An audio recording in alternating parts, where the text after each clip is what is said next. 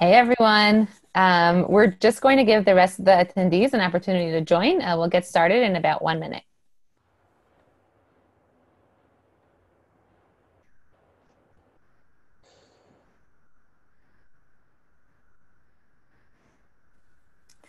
I like your panda cup, by the Oh way. yes, it actually says Happy Panda on it. It brings me joy. It's actually hard to drink with the ears, so it's like a little bit of a weird product. Cool. Um, okay, so let's get started. Thanks for joining us, everyone. If you're not familiar with us, Taboola is the world's largest discovery platform. Over 20,000 companies use us to reach over 1.4 billion people every month. We're here to talk about native video from the psychological perspective. We're really excited to have you all. Before we get started, I wanted to go over a few housekeeping items. So as we're talking, on the right-hand side of the screen, in the GoToWebinar control panel, there's a questions module. Feel free to ask us any questions throughout the webinar, and when we're finished at the end, we're going to get to as many questions as we can. If you'd like to tweet us, you can use the hashtag Taboola Insights, and we'll try to respond to as many questions as we can there too. Joining us today is TwoHeads CMO Sivan Felder, and myself, Rachel Zalta. Let me turn it over to Sivan to get started. Okay, I'm Sivan Felder. I'm the co-founder of a video marketing firm called TwoHeads. Despite my youthful demeanor, I've actually been in the video industry for 10 plus years, which actually makes me question how old I really am. And one of the things that we do differently is we're not a production company. We actually specialize in video psychology. So Rachel and I have already shared our love for all things data and psychology. And I think this is going to be a really interesting perspective, especially since we're going to really talk about how to optimize the creative from a psychological perspective. And everything we talk about today are things that I have used with my team to create video strategies for companies like Google Cloud, Mixtile, Signet, really from all different types of industries. So we're really giving you the best information from key things that are working now in 2020 and should continue to work until the next crazy pandemic where things change again. But I'm really excited to be here. Thank you so much for having me. It's really cool. Yeah, And sure. now you have to introduce yourself. So yeah, my name is Rachel Zalta. I'm Taboola's Global Research and Insights lead. So my background is in psychology. My thesis was on persuasion psychology and online behavior. I've been at Taboola for 5 years now almost. And actually, I'm really excited about this webinar, Sivan. I think it's fun to have somebody, similar-minded with like Geek this out with. psychology background. Yeah. Totally. Yeah. So yeah, and feel free to, if you have any questions, you can reach out in any different way. One of the ways is LinkedIn too, so you guys can reach out LinkedIn is there. great, actually. This year I became like very, very excited by LinkedIn's, and they're actually changing everything for video also, like a lot of new things are being added. So that's a cool place to connect. Okay, Yeah, I'm ready. awesome. Yeah, so let's get started. The way I like to look at video and actually any ads is actually through this famous psychology experiment. So there's a famous violinist called Joshua Bell, and when people go listen to Joshua Bell, they'll pay hundreds of dollars to hear him play. And one day he took his $3.5 million violin and he played it in the metro station in Washington, D.C. And as you guys can probably guess, not many people stopped and listened to him. He made, I think, $16 that day. And I think one person recognized him, so he stayed for a little longer, but most people just, stopped, listened for a second, and then went away. And what this experiment shows, me is that you can have the best musician or the best ad or the best creative in the world. But if you're not going to change it to work for a specific platform, it's just not going to work, right? So Joshua Bell might have been really successful if he played his music in the metro station in a different way that kind of worked better for the metro station, right? So that's kind of what we're going to be talking about today. Right. So I think to sum up that is like one sentence that I would say that really kind of sums up all of that in the form of video, which is context is the new creative. And this is something that you and I were talking about when we were geeking out over all of the information, is that video used to be this very high-end creative format that really was meant to be something that was disruptive because it was something that not everybody could do. And, like Joshua Bell, I'm sure he had to study many, many years in order to be somebody who could charge hundreds of dollars for his concerts. So video used to be the same way. And now it's really, it's changed completely. And everybody is somebody who can create videos. And because of that, what brands need to know is that the context, right, where people are seeing their video is going to matter much, much more than the actual video ad itself. So the question that you have to ask yourself when you are creating your video ads is, where is your audience going to watch this and what are they actually doing? So the example that I give, which I think helps people understand better how to frame this in their minds, is think about text, right? So you have a content team and they're all the time creating written content. And what they send out in an email is going to look very different than how they compose a tweet or a blog post or a text.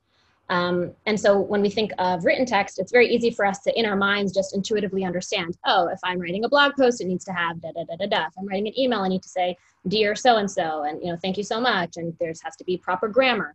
If you're writing a text, it's a little bit more informal. So really where you're coming into contact with this text is going to change what it looks like. And it's the same thing with video. On each platform, and we'll talk about this a little bit in the next few slides, each platform really has a completely different context.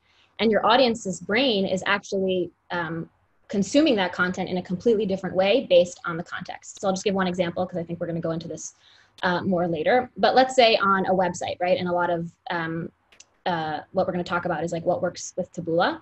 But when you are creating an ad that someone's going to see on a website, the first question you need to ask is, okay, well, what is this person doing on that website, right? They're actually going for a very specific answer to a question. Maybe they're looking for a specific recipe. Maybe they're searching for something.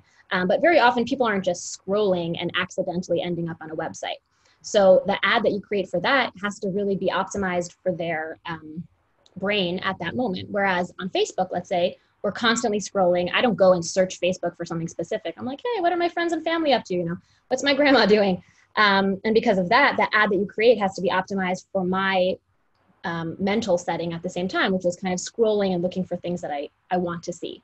So really what we're going to do in the next few slides is explain how to create the creative aspect of, I feel like there's a better way to say that, but how to optimize the creative aspect for these different contexts where your audience's brain is really going to be tracking information in a really different way. And this, I think, is like both of our favorite topics. So I feel like we're going to totally geek out on this information, but this is what changes how successful the creative aspect of the video ad really is. So. Yeah, cool. Yeah, we did a lot of research on the mindset of the Taboola user, and I'll actually mention that in the end. Cool. So, let's start talking about the creative. There is a very famous study that talks about how many brand messages we're exposed to in one day. Now, a brand message isn't only an ad. It could also be a logo. It could be a lot of ways that the brand is trying to reach their audience. But the number is actually really pretty startling. So apparently we are exposed to 10,000 brand messages in one day.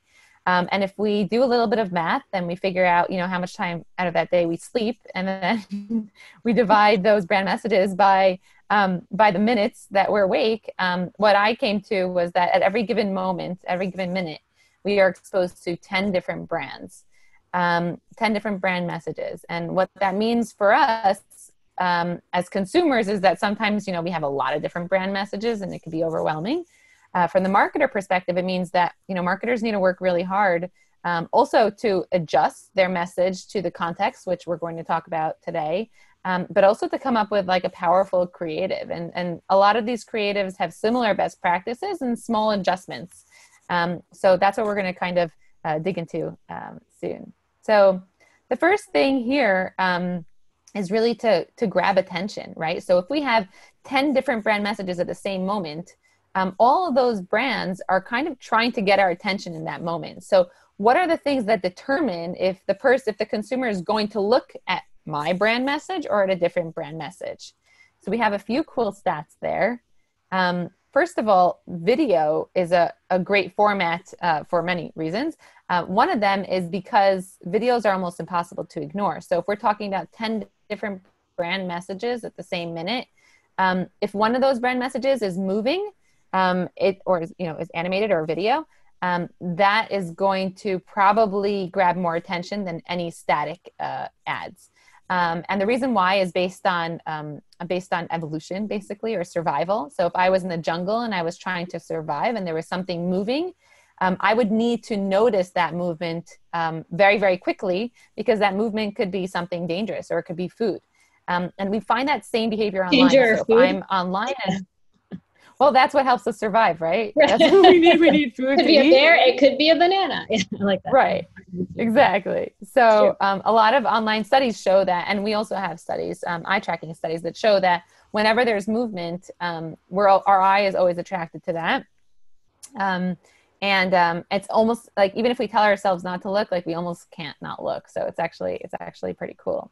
And we have some cool examples here of what kind of things grab attention. So we know movement grabs attention, but if you look at this H&M ad, what you can see is that people and faces grab attention. So if you have faces in your video, that's going to be, attention grabbing. People are going to look there, and there's a lot of psychology behind that too.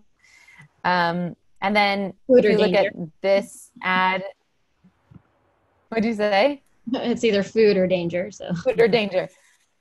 Food danger, people. And then in this Mazda ad, you also see that the person is getting attention, but you also see that the movement is getting attention. So that's kind of, what we were talking about before.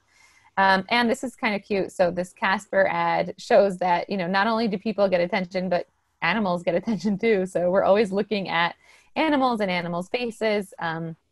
Those are some kind of cool things that we know that are always grabbing attention.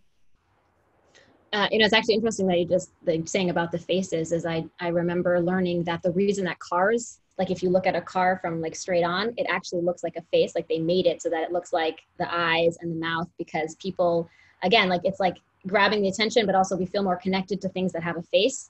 And so like when you have a car, it's just like an inanimate object. In order to get people to pay a lot of money for one, like they have to feel like emotionally connected to it, and the face actually has like a huge impact, which is that's so interesting. Animals and cars. Never heard that. Wow. Yeah, I wonder if we did an eye tracking with a car. If if it was coming towards you, people would probably be like, moving car. But yeah, from like the, it's like a whole, it's crazy how they manipulate your mind. So actually, I think this is really interesting in terms of the attention, because I think that, again, because video used to be this thing that was so rare, right? It was really like only certain high-end brands could create it. The fact that there wasn't so much of it made it in and of itself capture attention.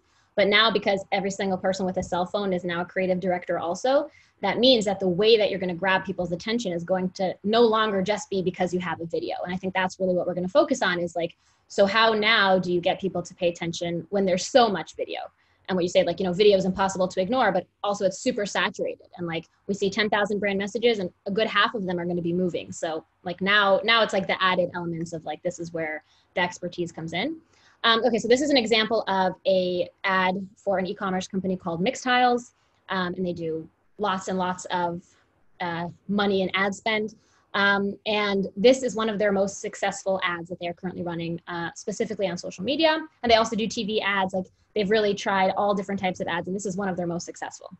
And if you'll see, this is just the first 10 seconds, because that's all that people watch anyway of an ad. It's a woman who is putting these mixed tiles, she's sticking them to the wall, and you see the subtitles at the bottom that she's just saying, oh, look how cute this is. I want to show you how I decorated my whole wall in less than 5 minutes with mixed tiles. And I like this example because it's probably the least creative ad I've ever seen, right? Nothing crazy is happening. I'm pretty sure her husband is filming this. It's a time lapse. She's not a famous actress. She's just some woman who's hanging up photos. But when we talk about the creative, what's really important to realize is that it's not about the creative or the epicness or the awesomeness. It's really about understanding your audience and knowing what will actually capture their attention. So just to give some kind of best practices that really work based, off of, once you see this ad and you understand that it's generating millions of dollars in revenue and you are like, okay, but why? So there are a few aspects that you can then take for yourself for your own ad. So first of all, there's a hook. And again, the hook is not somebody jumping off a cliff or like an epic drone shot. It's literally grabbing someone's attention by telling them something that would actually get them to pay attention. So on social media, we like to see our friends and family doing stuff. We're used to them showing us like what they've created or like making cakes or hanging up pictures.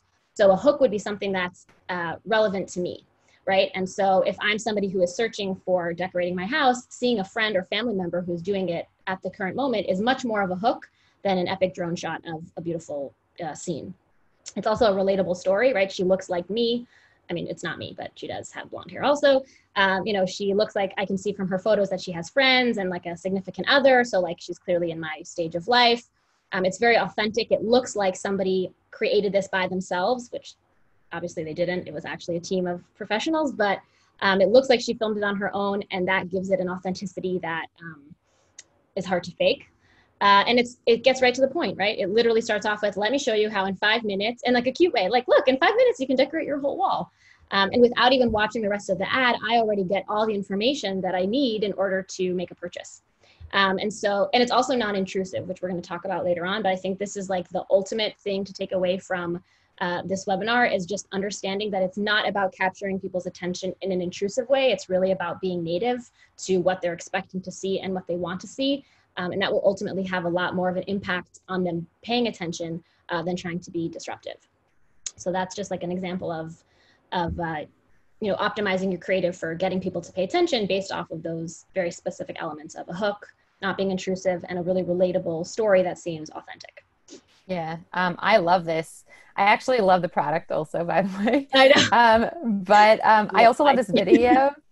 I love this video.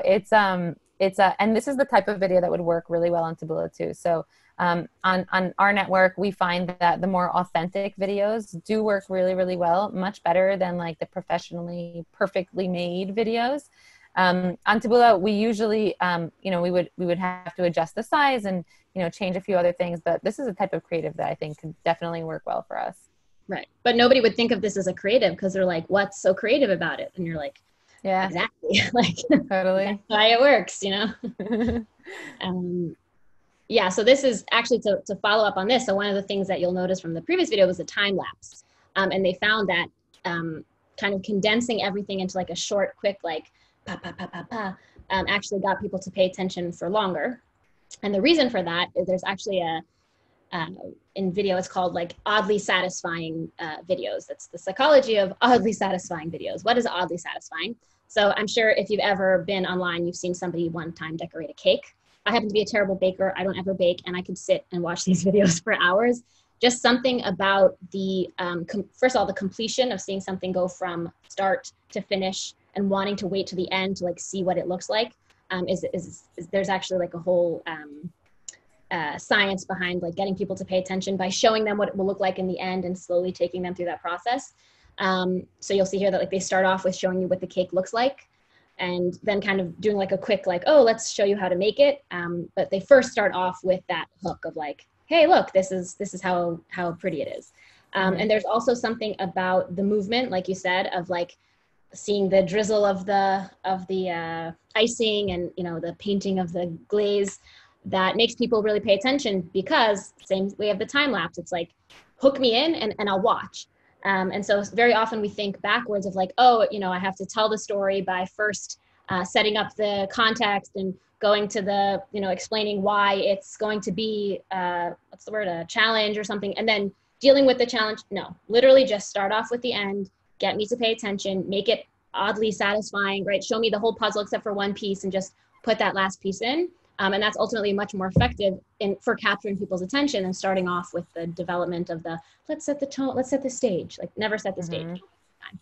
Also simplicity is like a really big thing with you'll notice in both of these ads, they're like super, super simple. There isn't like a flashy set. There's not a lot of clutter. It's like one face or one movement or one object in the scene. And I see also creatives very often that make that mistake of like trying to put in too much.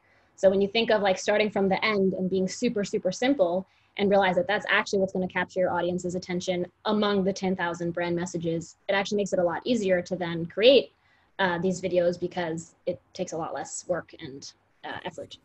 So those are the two main things. Satisfying videos. I love that strategy, by the way, like kind of show the end result and then explain how that happens. Something that we've definitely seen on our end too. Cool. And then if you've watched our webinars before, then you're definitely familiar with the site. So this is a site called trends.taboola.com. everyone has access to it. And one of the cool things that we have there is we analyze all of the videos that run in our network on a regular basis to understand what types of videos are either getting a higher viewability or getting higher completion rate. So right now, these are focused on viewability.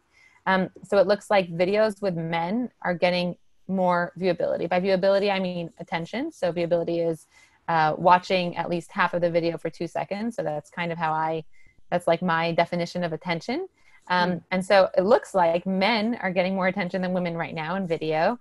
Videos taken at night are doing better than videos taken in the day. And then I think it's here. Sorry, I just cut out a little bit. But it looks like food is doing better than no food, and animals are doing better than animals. Night with a puppy. Okay. Now you know how to make an ad that will sell. Yeah. So basically, it's a great place to kind of, to look, because of course the trends are always changing, and what's grabbing attention, even though it's working right now, doesn't mean it's going to work in a month or two. So keeping tabs on this is going to be really helpful. That actually is really important about the what captures attention now won't in a few months from now. And that's because people get used to things very quickly, which is also why you always have to be changing things up. You can't just do one thing for 6 months. And everybody who ever has run an ad knows that. It's you get kind of a very specific timeline of how long people will actually watch it before they get ad fatigue. And then it's oh, I already saw that, or I don't want to see that again. And because of that, it's also important to realize it's not about the big idea. It's just about these small changes, these tiny tweaks, and recapturing attention. So now men at night with food and a puppy. So that's good. Secrets of successful Taboola ads. Okay, so based off of all of this information that we've now, kind of thrown at you, when it comes to actually developing the creative, the first thing you need to do is figure out what box it's going into. And what that means is understanding, first and foremost, what platform these videos are going to be put on. And again, like we said, the context ultimately trumps the creative. So if you have a very creative, awesome, amazing story, but you put it in the wrong place and nobody pays attention, it was just a waste of your time. And so the first thing that I always recommend to the clients that we work with is, before we come up with a big idea, let's first figure out where this idea is going. So just like, Rachel said on the previous slide, what's working now might be different than what's working tomorrow. What's working on Taboola might be different than what's working on Facebook and TV. And first understanding, okay, so where's my audience? Where are they most likely to pay attention, and how can I get them to pay attention on that specific platform? So just some sort of best practices in terms of determining the box, right?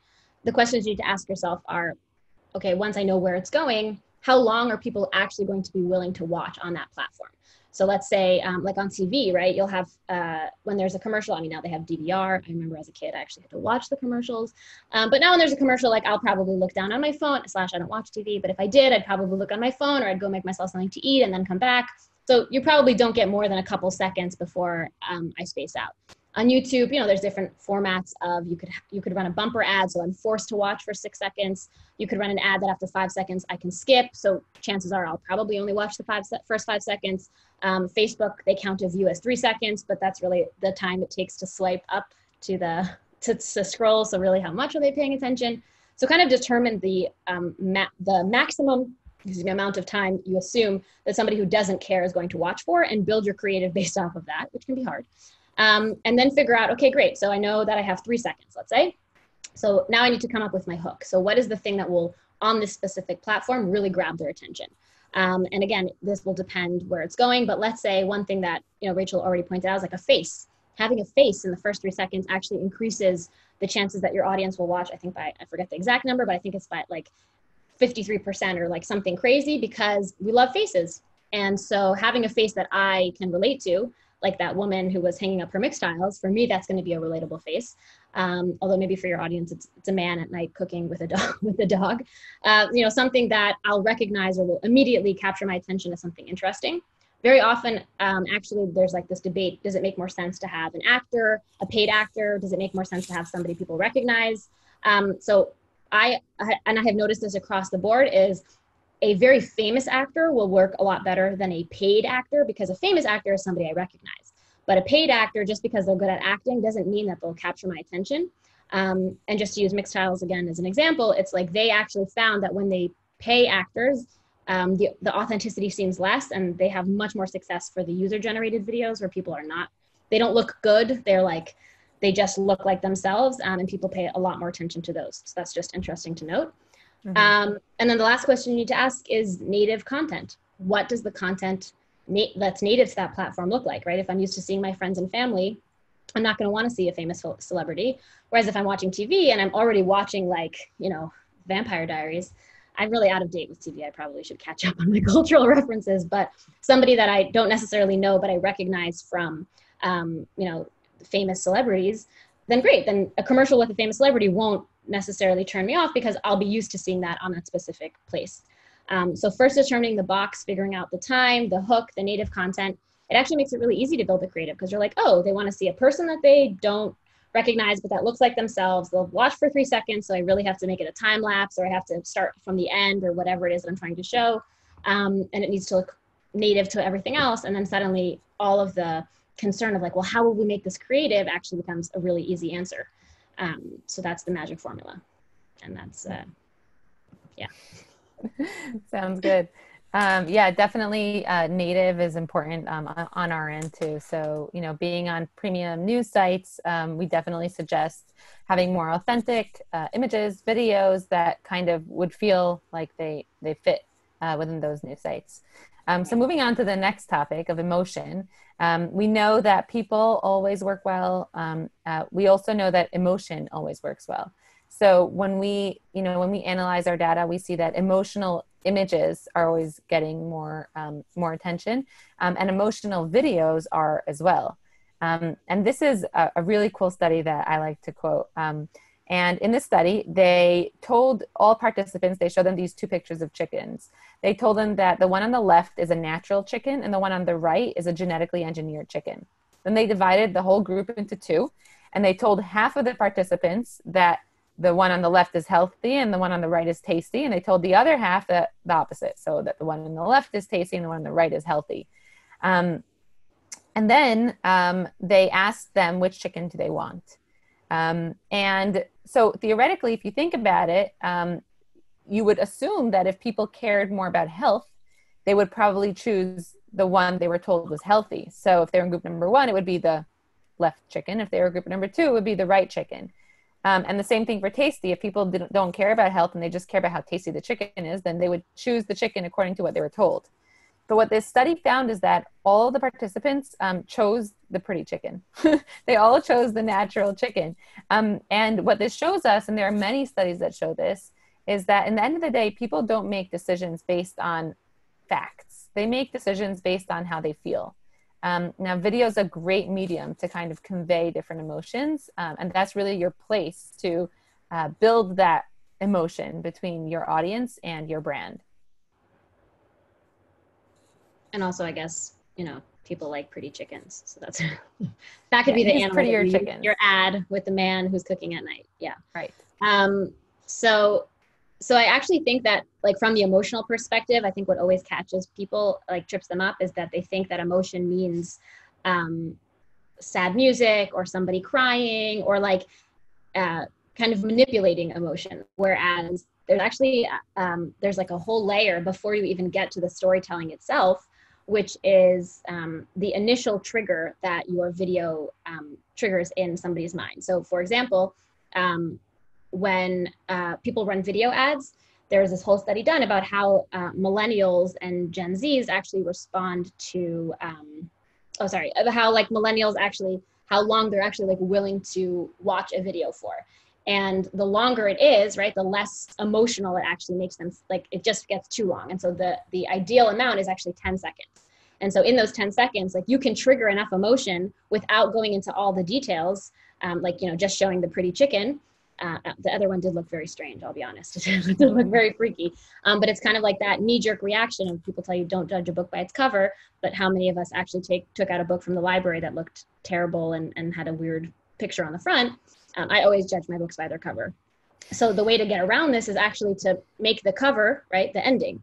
And in that sense, understanding like what will grab your attention, the emotional attention of your audience, which is very often the climax or the end or whatever is like the resolution, and starting with that, like we said, you know, like icing the cake.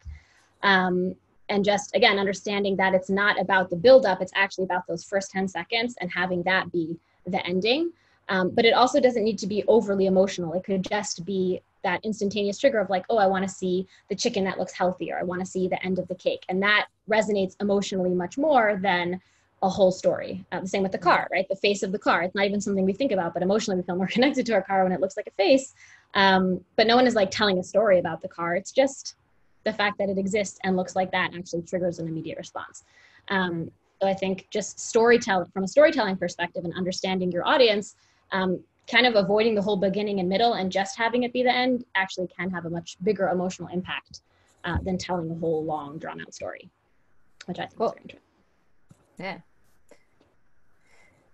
Yeah. So another thing that we're seeing is authenticity. We both mentioned it, Sivan, and we're seeing it, I think, across most platforms, right? So the more authentic videos are definitely working more. I think this is also especially relevant for today's time, right? Most people can't produce like a beautiful professionally shot video. And so, you know, this is the best time to start, you know, going authentic and using more user-generated feel content for your video ads.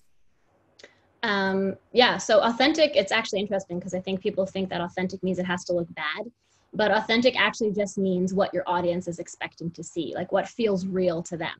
So this is just an example of my news feed from the past day, a couple days. So, right, what is your audience used to seeing? Well, this is specifically for social media, let's say. Like, what is your audience used to seeing when they're scrolling through Instagram or Facebook? So on Facebook, there's all these GIFs. I don't know if you communicate in GIFs, but that's something that my generation, we don't even write anymore. We just choose a GIF that resonates with whatever's happening.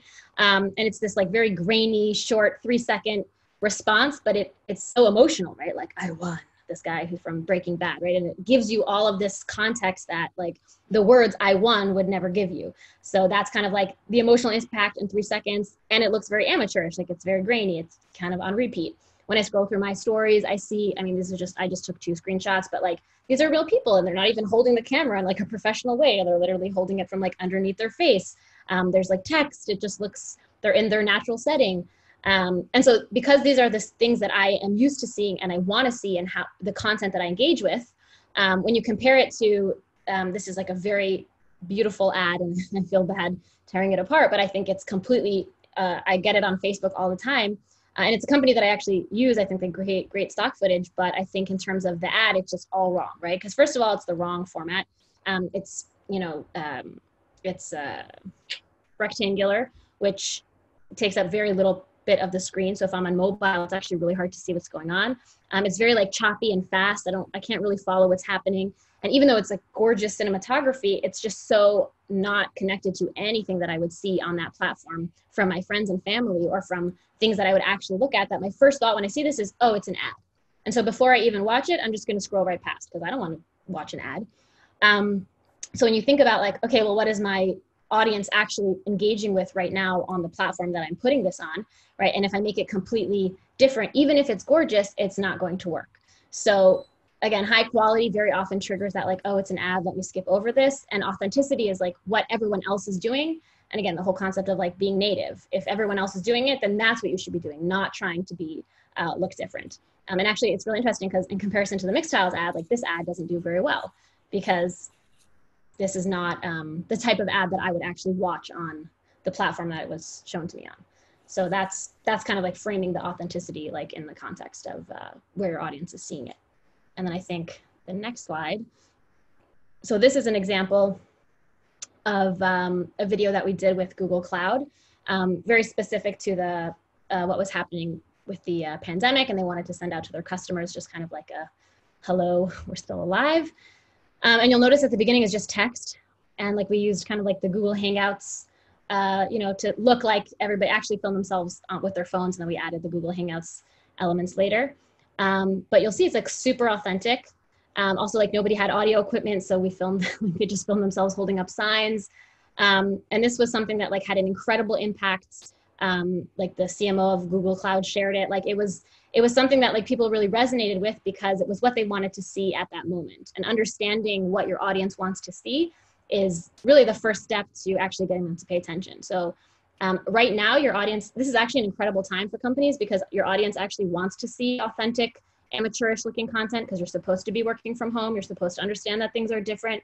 You're not supposed to be going and creating these like epic ads. So now is really a great opportunity to be testing things, to be trying stuff out, to be doing stuff that looks a little bit more amateurish. And it's actually again, like something like this could have such an incredible impact versus the ad from the previous slide, which was like how many millions of dollars did they spend on that? And something like this could really go a lot farther. Yeah, I forgot. I love this. Mm-hmm. Yeah. I'm sorry. No, I realized at the end it was like in German. It was for the German team. Cool. Yeah. So there are actually a lot of brands that are using a similar approach. So Virgin Media, this was like, I think a month ago, they're also using like more user generated content with this ad. And this is an ad that was really successful. So they basically gathered clips from social media and they put this together. And I'm seeing a lot of brands actually doing this, and it's working well for most platforms. So definitely something that we would suggest at this time. Right. Although it will, that's what I think is interesting also to note, like in a few months it will change because people will be used to seeing this, and then it will be like understanding what the next thing is and being, optimizing for that. But for right now, I think we've got another 3 months of this and it'll work. Yeah, for sure. And then this is just a cool analysis because we always like to base our best practices on data. So we analyzed a lot of video creatives that were running on our site. And what we found was that the normal quality videos actually work better than the videos that were really, really high quality, which are usually the more professionally made, professionally shot kind of videos. So it's really cool to kind of see it on the data as well. Okay, so this is just a really interesting point about the creative. And again, thinking about it in the context of optimizing for attention and emotion and understanding what elements go into that.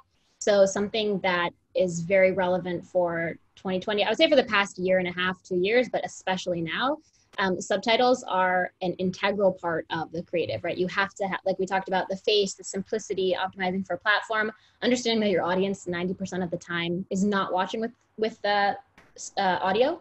So actually on social media, I think 85% of videos are watched without sound. Obviously TV is a little bit different. Websites also, I know Taboola runs the videos without the audio initially. So understanding that people aren't listening and you have to capture their attention in a different way. So I think this is a great example. Netflix, which does an incredible job with their advertising. This is like one of the shows that they had, an incredible unfortunate events or something. And you'll notice that everything that the narrator is actually saying, which you can't hear, actually comes up as text on the bottom of the screen. So here's an example of subtitles that they integrated in a much more creative way, right? Like they have the arrows and the words next to their names, but it's text and I read it and I don't even know what the narrator sounds like. I can't hear the music. And so understanding how to involve those elements as part of the creative is also very important. Like that means that the audio, you can't rely on the emotional aspect of the music, and you also can't rely on the voice of the narrator, and you also can't make it too complicated because that'll be hard to put into text on the screen. So that's also something of including this in your creative is very important. Yeah, and then just one more point there. We have a lot of clients that kind of send over videos with subtitles, but the subtitles are made for TV. So they're like tiny subtitles in the bottom, and that's obviously not something that's going to work for mobile. So, one of the things we definitely recommend are, like in this video example here, kind of, having smart subtitles or, increasing the size, like making them a little bit bigger or putting them in different parts of the screen if it's relevant. That's what we see work really well too. Yeah, so subtitles, are important in an audio off environment, but another really cool study that has to do with subtitles is that no matter if it's audio on or audio off, according to these studies, brand recall is actually 92% higher for videos with subtitles in general. And the reason why is because we're using different parts of our brains. So when we hear or when we see or when we read, these different senses kind of come together. They create different paths in our brains, and then the memory of that ad is actually much stronger when there are many different paths. And the visual text is actually a really strong part of that too. So definitely something that we recommend doing, even if you do have your audio on.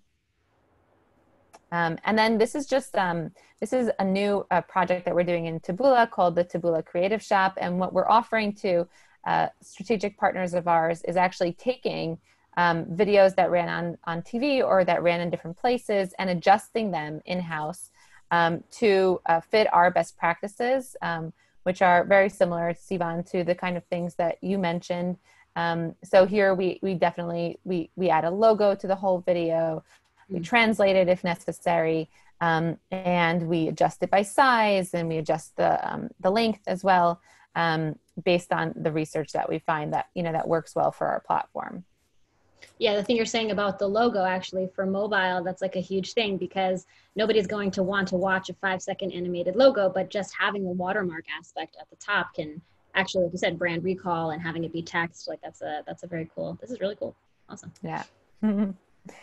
Cool. And then, taking a step back from the creatives themselves, there's a psychological effect that's really important to mention here, and that's called the multiple source effect. So I want to go back to the example of Joshua Bell.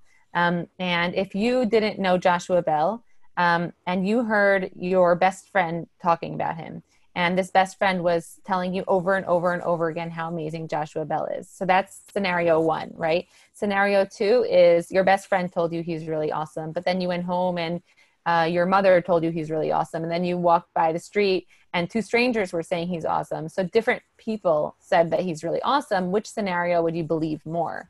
And what studies found is that when we hear the same message from multiple sources, that's when it's actually a much stronger message.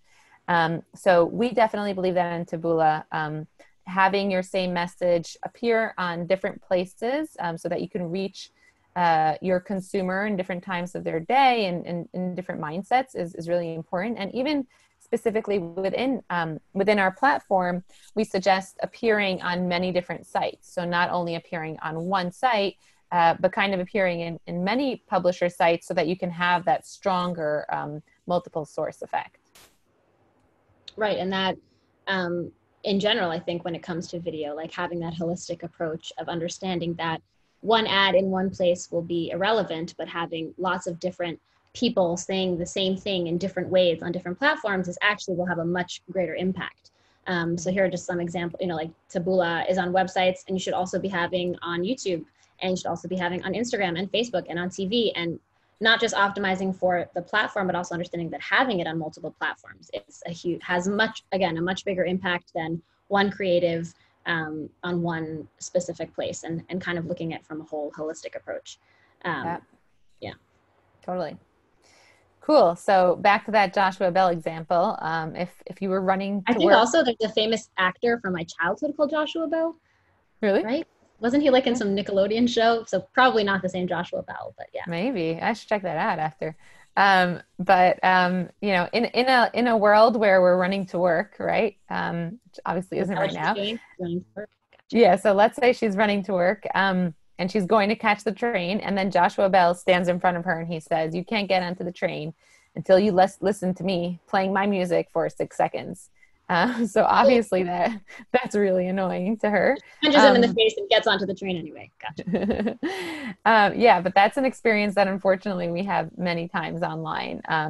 So the different kinds of unskippable ads are obviously very annoying to people. We ran a study with Nielsen, and we looked at people watching the same exact ad in interruptive format. So in this case, it was YouTube's pre-roll. And on feeds. And feeds, you can leave the video whenever you want. And if you look at that little blue dot, which is their eye tracker, while the video ad is playing, they clicked on something else, they wanted to watch something else, and instead they were forced to engage with this ad. So while the video ad is playing, the eye tracker is not even like looking at the video. There are some studies that show that the eye tracker actually looks at that skip button, like when could I skip?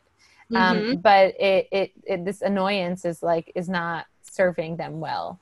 And then as opposed to that, when we look at Facebook and when we look at Taboola, because they're feeds, it's something that people, they don't feel forced. So they're actually willing to engage with that ad while it's playing. I know it's crazy. I have a 3-year-old and a 6-year-old, and they already know where the skip button is on YouTube, and like they know what it like which thing is an ad and which thing, and like they have like kids YouTube, so all the ads are like kid shows anyway. But it's like they know, Mm-hmm. and I think that takes us to the next point of like the next generation, right? Gen Z and my I don't know what generation I fall under, but we're turned off by brands that force us to be part of something that we don't want to be part of. And there was a study done how I think like Gen Z has the lowest threshold for forced like ad watching, and that if a brand actually puts a YouTube ad where they can't skip, not only will they not watch the ad, it will actually give a bad connection to like an emotional connection to the brand that's like totally turned off. That's really important, like we said before, understanding that the context is even more important than the creative. You could have an amazing ad, but if you annoy me by forcing me to watch it, you lose that relationship that you could have built with me if it had been more native to what I was looking for. So allowing people to scroll, understanding that they want to have control. Even online, think how much I'm clicking, I'm swiping, I'm changing, and giving me that opportunity to do that and being part of that native, like non-intrusive element is going to ultimately impact your brand in a much more positive way, even if the completion rates are lower, because it's not really about the completion rates when people are irritated that they have to watch. I like the example of having Joshua Bell stand in front of the subway and how that you go on, but that's really what it feels like. You're like, I don't want to be here listening to your music. Like maybe I'll come back later, but don't force me to stand here while I'm running to my subway. Yep, totally. And then just one thing to end with, Sivan, you were talking about like the mindsets before. And so one of the things we did a lot of research on is the mindset of a consumer who is on a publisher site. They are usually there to consume news. So they want to read, what's going on these days, what's new, what's interesting. And what happens is they finish reading the article, and at the bottom of the article, they're waiting. They're interested in finding something new. If they're not interested, then they'll just exit out. But a lot of times they finish and they're waiting for something else that's interesting. And that's that waiting, or that mindset of like, okay, what's next is what we're calling the moment of next. I actually have an example from my personal life that I like to give. And that's, I don't know if this happens to you also, Sivan, but when I'm home and I finish work and I watch a movie, and I finish watching that movie, and I'm not tired yet. I don't want to go to sleep. So I'm kind of just like looking for that next thing to do. And so one of the things that I do sometimes is I'll go into the kitchen and I'll just kind of open the fridge and I'll look inside. Now, I'm not hungry. I'm just looking for that next thing, right?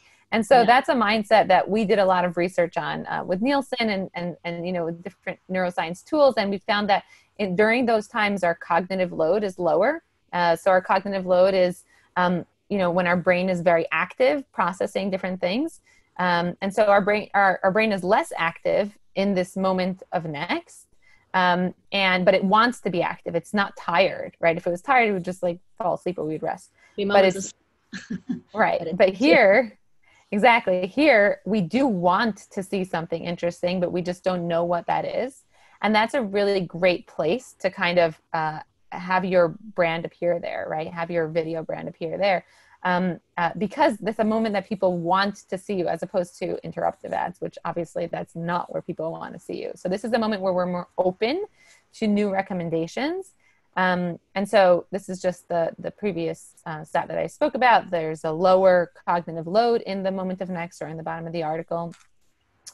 And what we found when we showed people the same exact videos in interruptive ads and in the moment of next is that the emotional impact was actually much stronger in that moment of next, where people finish something and they're looking for that new thing. Usually they're on a premium publisher site, so they take what they see much more higher credibility. There's higher credibility, and the impact is much higher because they're taking it more seriously. And we just see a much stronger impact for the same exact message, which like in science is pretty bizarre, right? Because if you show someone the same stimuli, they should react in a similar way. And here what we see is that the context actually plays a really big part in the effectiveness of that video. So a 23% impact is huge. That would be the difference between you remembering details about that ad later, as opposed to an ad that you totally forget and you don't want to remember. You might even like that ad so much that you look it up, right? It's like 23% Right. How often do we do that now? Like now with yeah. Facebook Manager and YouTube, you can actually search for the ad that you liked. Yeah, that's a huge thing. Yeah. Yeah. So yeah, so that we found is really cool too. So I guess we're done here, Sivan. We should probably do another one We of just these. got I started. I know. know. This is my favorite topic. And none of my friends Um, will talk to me about this. So I feel like I found a video psychology soulmate. So that's good. yeah. Yeah. So as you guys probably know, this is part of a series. And we had a lot of great webinars in the past, and we have our next webinar is actually going to be about the moment of next. And we're going to be speaking with the neuroscientist who worked on this project with us. So it's going to be really interesting. And we're going to explore more the different moments or the different mindsets on the web. If you'd like to sign up, feel free to go on the website and sign up there. And yeah, we're really looking forward to seeing you guys there. Awesome. Cool. Okay, so time for questions. I'm going to actually read some of these questions. So give us a few moments. I like how she's sitting on the rooftop with like a very nice hat. That's very work from home question. I know. That's like the ideal work from home, I know, right? Work. A tiny rooftop in Paris or wherever she is. Yes, I would love that. Next webinar. Okay, so there are some really good ones here. I have one for you, Sivan, that is about how do you know when a creative is working or not? That's a very good question. So I think like anything, right? How do you know if something is working? Well, first you have to, before you even go about, doing it, you have to actually establish the goals. So if the goal of, let's say the ad is to get people to go to your website, right? So you have lots of people watching it, but no one going to your website, then it's not working. And that means probably the format or the call to action or where it is, it doesn't mean that the whole creative isn't working. It just means certain elements. So first of all, establishing very, very clear, specific goals, which again, I think with video is a relatively new thing. We often think of video as something that brand awareness, but when we think about it in terms of again, the context and understanding that it's part of a holistic approach, knowing what you specifically want to have happen after people watch that video. And it sometimes might take time to establish that, but very clear goals. And then it's just a matter of giving it time and seeing if you're reaching those goals. And if you're not, it's either changing those goals based off of the data or changing the creative, which, like we mentioned, there's so many different specific elements of emotion and attention. It doesn't mean getting a whole new actor and a whole new script. Sometimes it just means adding subtitles. Sometimes it means putting it someplace else. And so I think that's where kind of like the testing, the same thing you do with all of your content, right? If you have a blog post and you just kind of tweak the SEO, suddenly it explodes. It doesn't mean that the blog post wasn't good before. It just means no one could find it. So understanding that the creative is all these different aspects and kind of analyzing each aspect to see what you can change in a small tweak to have a large impact. That's how I would start to see if it's working or not. Yeah, for sure. And that's something that we recommend too. So anytime we have a video advertiser, we'll always try to recommend them running an A/B test and trying at least different lengths. Subtitles or not, we usually recommend subtitles, but that's something we could definitely test too. So yeah, totally agree with you on that. I have a question here. Are you seeing different video trends change by country? And the answer is absolutely yes. Again, if you go on trends.taboola.com, there you're able to actually filter by country. And it's really interesting to see, the cultural differences between different countries and what types of videos kind of appeal to different people. So I highly suggest going to that site and kind of playing around with it and see, if the results that you're seeing there kind of fit with what you're seeing in real life, depending on which country you're in. It's interesting that you say that, because I think where the industry is kind of moving in terms of video is like very niche and personalized. And in general, like we want personalized content. And so for videos, it's the same. So it's not just like by country, but within the country, like different cultures and different people and different genders, like everybody wants to see what they want to see. So it makes sense, like from a country perspective, like all the more so, like even more niche that people, the video trends change. So. Yeah, absolutely. Okay, so Sivan, another question here. How do I take a creative that works well for social and I make it work well for Taboola? So that's actually a very important point that I don't know if we didn't spend so much time talking about the optimizing one creative for different platforms, but from what I understand from what works on Taboola, it's easier to take something that's working on social and optimize it for Taboola. So if something is, like we said, very authentic and people are engaging with it, as long as you're following the best practices of what works on Taboola, and again, you guys have your own insights and so much data, which is like amazing. And you're making sure that it really fits the context, and obviously you're not being intrusive, and you're doing all those things, like it should translate pretty well. One of the things I think you mentioned when we were just talking, when we were geeking out over this information, was the how like on social media, having text on the screen, like big intrusive text, actually captures attention much more. But you were saying how on Taboola, you found that doesn't work as well. So just understanding that like the different elements of your video might need to be changed and tweaked a little bit, but that overall, if it's working on social, chances are it'll also work with some minor tweaks for those sites as well. Yeah, and just to add to that, right, we have a service that's actually optimizing different creatives. So we mainly focus on TV because most of our clients are bringing in creatives from TV, but adjusting it from social and adjusting it from different places is definitely something that we can do. And yeah, usually, like you say, Sivan, it's usually small tweaks. That's like changing the size, changing the ratios, taking out a couple of scenes that we feel are going to be a little less engaging for our audiences. Yeah, so totally agree on that.